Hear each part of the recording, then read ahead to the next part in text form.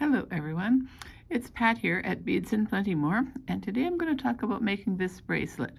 It has a kind of a jeweled effect where it's got settings that you make with the beads, and they go into nice little squares. And as you can see on the back, we make squares for everything, and then we're going to set the 6mm Chinese crystal into the middle, and with little beads to make it into a setting. You can see the tiny beads on the four sides. Now, it took me a little while to figure out the sizes that worked right, because we wanted everything to fit together, but I finally got it to work out really good with the sizing. So what I used was a 3x6 oat bead, which is like this little oval shaped bead, and then the Chinese crystal was a 6mm, little guys like that. And the tiny bead, which was the hardest part to figure out, ended up with a 2mm faceted hematite. It's just about the right size. It's got the right size hole. The hole doesn't show, and it has lots of sparkle. So on the navy one that I've almost completely finished, I used a toggle. And in order to get the toggle to work, I used a wire guardian here to change the direction such that it would fit into the bracelet just right. Now, a wire guardian looks like this, a little horseshoe shape that just goes and it protects the thread as well. And I've used the same combination on the other end, and I'm going to finish the one side after I'd work on the red one for a while, and I'll show you how that's done. So I've set up the red one here with the red beads instead of the navy.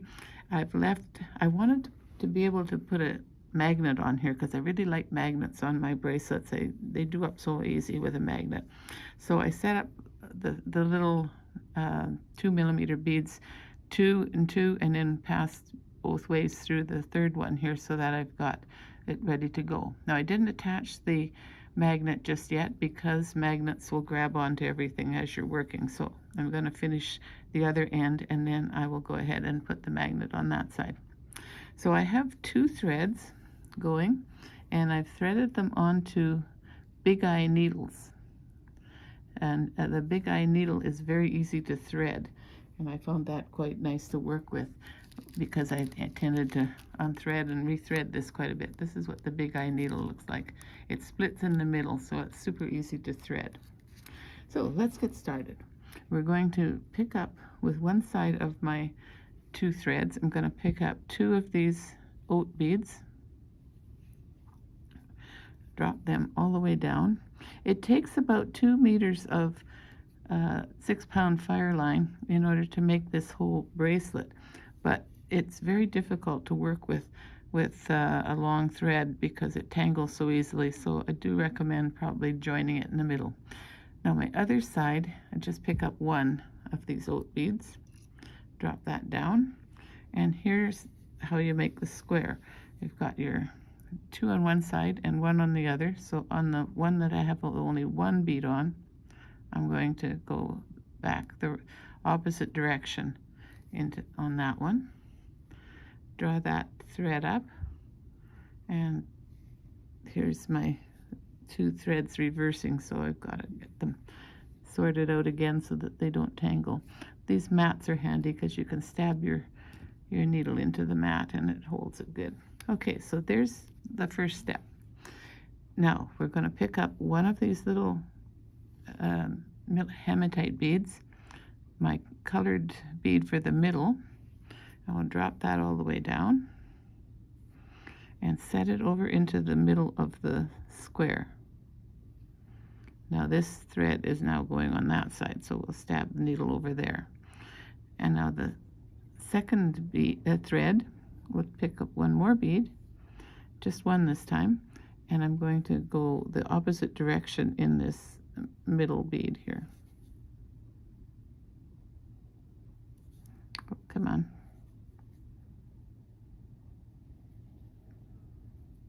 There we are. And pull that up tight. So what we have is I've got my half of my setting with the 2 beads sitting there. Now we'll pick up 1 more of the little hematite beads, and this time I'm going to go through this oat bead that's at the bottom of the square. That's putting this thread on this side of the work. And pick up the other one and pick up one more of my little beads, and this time it's going to go the other direction on the bottom of the square.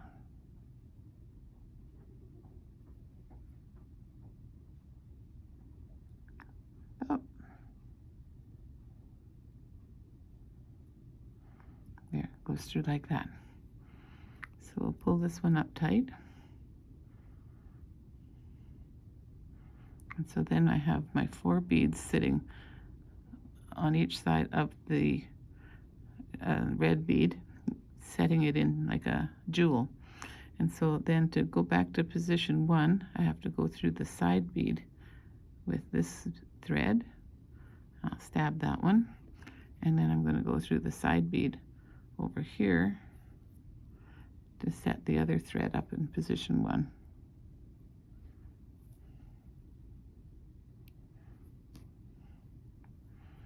Okay, so, and then each time I like to snug this up a bit because we don't want to end up with some thread way back here that's kind of loose. So I'll give it a little tug. So I'll go through that one more time. We'll take 2 of the oat beads on one side, drop them down, and the other side we only need 1. And it's going to drop down, and we're going to go on this second one from the first side. We go through the other way, which then creates a square. And when you make your first square at the very beginning of your work, you're going to need, of course, 4 oat beads, not 3, and that will create the square. So there's our square.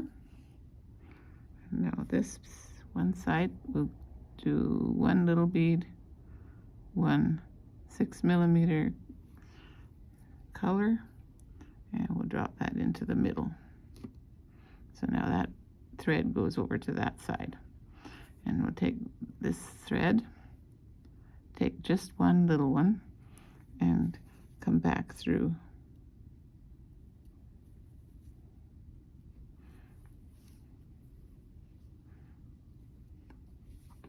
and tighten that up.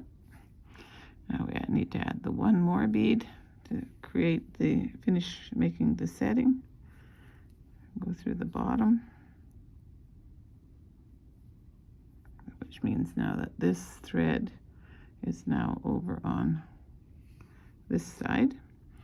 I will take this thread, add the 1 bead, and go through the other direction of that bottom bead. Snuggle that up, and then back to position 1. One side. I'll just give it a little turn so it helps me be able to see the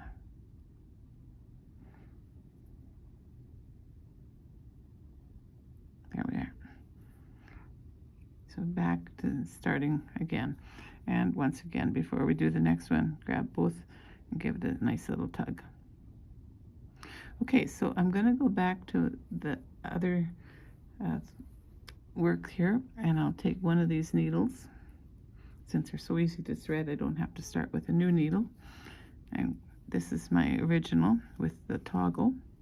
And I've got the one side, I finished one side, but I want to show you how to finish the side so that, and it'll be the same with the magnet. We're going to end up with some extra thread, and what you do is you work it back into the bracelet with a few knots.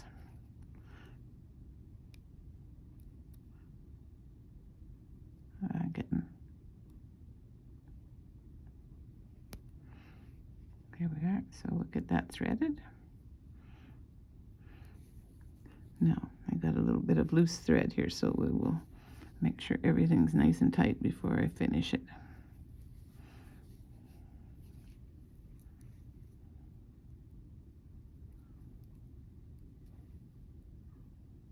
That's looking good. So I've got this one ended up back here, and I'll just take and go through under my thread like that, and then I form a loop. I'm going to pass through that loop and make a slip knot. Okay, so I'll move away from that spot, go through one of these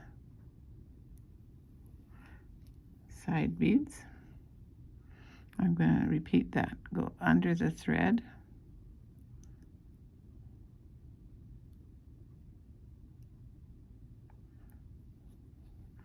and make a loop. There's my loop, and through that loop.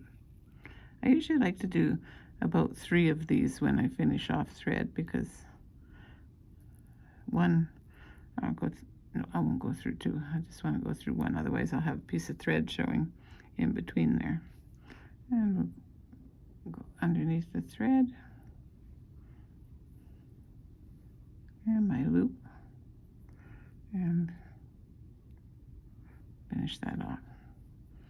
And I'll just make sure I don't cut right next to the knot.